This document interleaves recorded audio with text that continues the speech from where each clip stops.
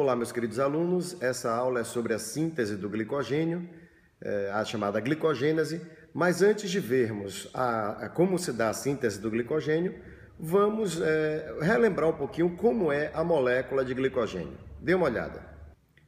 Bem, você deve saber que o glicogênio é um polímero de glicose, ou seja, ele é feito de uma molécula de glicose ligada à outra. Aí está, uma glicose ligada à outra. Lembre que essas glicoses são unidas por uma ligação do tipo alfa-1,4. Alfa porque é uma glicose alfa, uma alfa-glicose que está se ligando à outra. 1,4 porque está unindo esse que é o carbono 1 a esse que é o carbono 4. Daí o nome ligação alfa-1,4. Então as glicoses vão sendo unidas assim para fazer o glicogênio. Mas lembre também que a molécula de glicogênio é ramificada. Então nós temos aqui uma outra sequência de glicoses unidas por ligação alfa-1,4, mas no ponto onde a ramificação ocorre, a ligação é do tipo alfa-1,6, porque agora está unindo o carbono 1 de uma glicose ao 6 de outra. Então, aí está basicamente a molécula de glicogênio. Uma glicose ligada à outra, por ligações alfa-1,4, vai acontecer a ligação alfa-1,6 apenas no ponto onde ocorre a ramificação. Agora que você já relembrou como é a molécula de glicogênio, vamos então ver como é feita a síntese. A síntese, na verdade, consiste em pegar moléculas de glicose e acrescentar a um glicogênio pré-formado. Então, a glicogênese vai consistir nisso, em acrescentar moléculas de glicose a uma molécula de glicogênio, fazer aquelas ligações alfa-1,4. Só que tem um problema. Para você acrescentar uma glicose ao glicogênio, primeiro vai ter que ativar a glicose. Vai ter que tornar a molécula de glicose uma molécula mais rica em energia livre. Então, é como se tivesse que energizar a molécula de glicose para que isso possa acontecer, para que ela possa ser acrescentada ao glicogênio. Vamos então ver como isso é feito. Observe. Digamos que nós tenhamos aqui a seguinte situação. À medida que eu subo, aumenta a quantidade de energia. Aqui vai estar a molécula de glicogênio com N glicoses, ou seja, com uma quantidade qualquer de glicose. Muito bem, aqui está a glicose que nós vamos acrescentar ao glicogênio. Então, nós temos que pegar essa molécula de glicose e acrescentar àquela molécula de glicogênio. Mas, como eu disse, primeiro vai ter que ativar a glicose, vai ter que aumentar o nível de energia dela.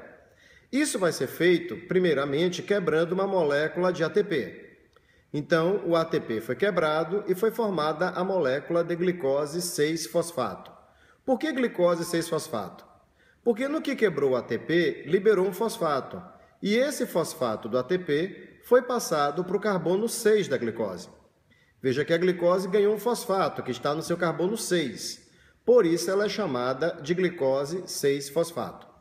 Então, inicialmente, já houve esse fornecimento de energia, esse gasto, esse investimento energético. Quebrou uma molécula de ATP. E agora? Bem, o que acontece é o seguinte. A ligação é alfa-1,4. Então, não adianta esse fosfato estar no carbono 6. Ele precisa estar no carbono 1. Então, a célula vai pegar o fosfato que estava no carbono 6 e vai passar para o carbono 1. Olha lá. O fosfato que estava no carbono 6 foi passado para o carbono 1, montando a molécula de glicose 1-fosfato. Mas a glicose ainda não tem energia livre suficiente para ser acrescentada ao glicogênio.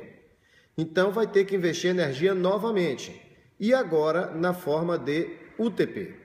Deixa eu te falar uma coisa. O ATP possui uma molécula de adenina. Se no lugar da base nitrogenada adenina tiver uma uracila, nós vamos ter a molécula de UTP.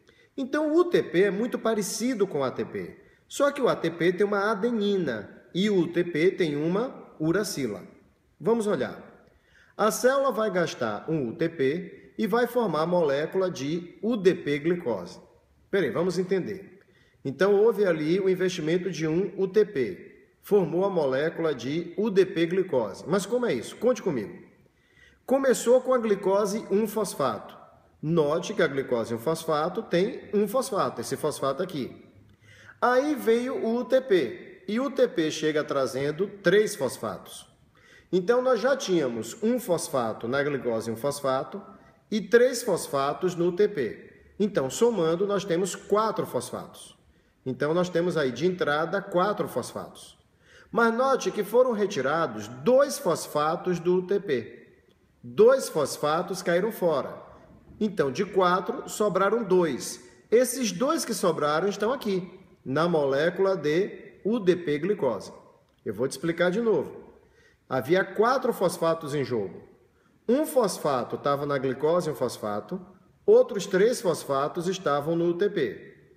Desses 4 fosfatos que estão marcados aí em amarelo, 2 caíram fora com a quebra do UTP. Os outros 2 que sobraram ficaram na molécula de UDP-glicose. Agora veja, essa reação que vai da glicose 1-fosfato para a UDP-glicose é uma reação facilmente reversível. Para torná-la irreversível, uma outra enzima pega aqueles 2 fosfatos que estão unidos e separa. Veja bem, pessoal, para formar a UDP-glicose, houve a liberação de 2 fosfatos, que estão representados ali como PPI. Para essa reação ficar irreversível, esses 2 fosfatos são separados, liberando 2 fosfatos inorgânicos livres. Fica ali PI mais PI.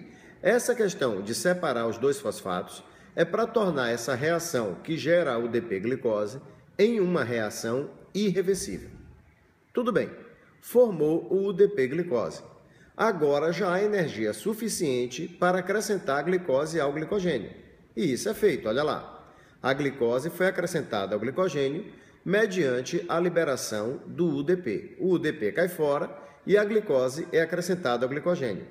Então a molécula de glicogênio, que tinha N glicoses, agora passa a ter N mais uma glicose, porque ela acaba de ganhar uma glicose a mais. Então, repetindo, a ideia é, para acrescentar uma glicose ao glicogênio, primeiro é preciso aumentar o nível de energia da glicose. Isso é feito gastando um ATP e um UTP. Depois que forma a UDP-glicose, a glicose já tem energia livre suficiente para ser acrescentada ao glicogênio. Então, ela é acrescentada ao glicogênio mediante a saída do UDP. Mas tem um detalhe nisso tudo. Note que a enzima que acrescenta essas glicoses ao glicogênio é uma enzima chamada de glicogênio sintase. E ela acrescenta glicoses a um glicogênio que já existe, pré-formado. Então, como é que o processo começa do zero? Bom, quem vai fazer esse papel de iniciador é uma proteína chamada glicogenina. Algumas glicoses são unidas a essa proteína glicogenina. Então, o que acontece? Você tem a glicogenina e algumas glicoses unidas a ela. A partir daí é que a glicogênio sintase passa a acrescentar glicoses pelo processo que você acabou de estudar. Então, tem a glicogenina com algumas glicoses unidas e a partir daí vem esse processo para acrescentar glicoses a esse glicogênio pré-formado. Um outro detalhe que certamente você lembra é que a molécula de glicogênio é muito ramificada. Mas como é que essas ramificações são geradas? Veja bem, você tem a glicogenina e algumas glicoses ligadas a ela, já sabemos disso. Aí a glicogênio sintase acrescenta novas glicoses pelas ligações alfa-1,4. Depois que já existem algumas glicoses unidas, uma enzima ramificadora, então, retira um conjunto de 7 glicoses e desloca essas 7 glicoses para uma região mais interior do glicogênio. Então, veja, pegou um conjunto ali de 7 glicoses e deslocou para uma região mais interna do glicogênio, criando uma ramificação. Aí a glicogênio sintase volta a unir glicoses pelas ligações alfa-1,4 em todos os seus ramos. Olha, o glicogênio está crescendo. Depois que já tem mais glicoses unidas, novamente vai se pegar um grupo de 7 glicoses, deslocar e criar uma nova ramificação. Olha lá, pega um grupo de glicoses, desloca e cria uma nova ramificação. E a molécula depois volta a crescer. Então é assim que o glicogênio se torna uma molécula muito ramificada. Você vai ter a glicogenina, a partir da qual tudo começou, e depois vai criando esses ramos. Lembre, as glicoses serão sempre unidas por ligações alfa-1,4. Mas onde a ramificação ocorre, a ligação será alfa-1,6. Qual é a vantagem do glicogênio ser ramificado? Ele se torna mais solúvel em água e essas ramificações tornam a síntese e a degradação do glicogênio mais rápidas, porque tanto a síntese como a degradação ocorrem a partir de suas extremidades, e essas ramificações deixam mais extremidades livres. Essa foi a nossa aulinha sobre a glicogênese. Espero que tenha ajudado você a entender a base do assunto. Lembrando que para entender qualquer coisa com profundidade, aí você vai ter que ler os livros. Não há ainda tecnologia que substitua a leitura quando se quer aprender algo em profundidade. Um grande abraço.